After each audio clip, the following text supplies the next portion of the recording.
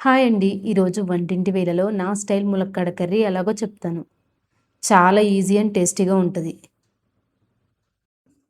ముందుగా ఈ రెసిపీ కోసం ఆనియన్స్ అండ్ టమాటోస్ చిన్నగా కట్ చేసుకోండి. జీడిపప్పు ఇంకా పుచ్చపప్పు ఒక 5 అవర్స్ నానబెట్టుకుని మిక్సీలో కొంచెం వాటర్ వేసుకుని పేస్ట్ చేసుకోండి. కుక్కర్లో ఆయిల్ వేసి వేడెక్కాక ఆవాలు, జీలకర్ర, మినపప్పు వేసి చిన్న ఎండుమిరపకాయ కూడా వేసి వేగించండి. తర్వాత కట్ చేసి పెట్టుకున్న పచ్చిమిర్చి, కరివేపాకు వేసుకోండి.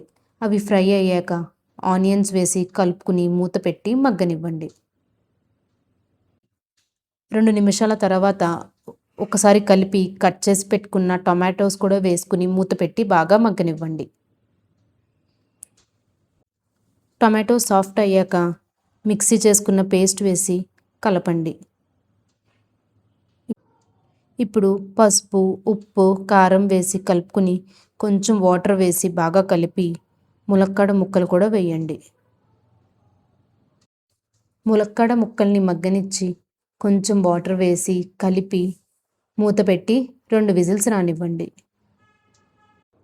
తరువాత మూత ఓపెన్ చేసి ఏమైనా వాటర్ ఉంటే 5 నిమిషాలు బాయిల్ చేసుకుని లాస్ట్‌లో కొత్తిమీర వేసి స్టవ్ ఆఫ్ చేస్తే ములక్కాడ కర్రీ రెడీ. ఒకసారి ఇలా ట్రై చేసి మీకు ఎలా కుదిరిందో కామెంట్ చేయండి.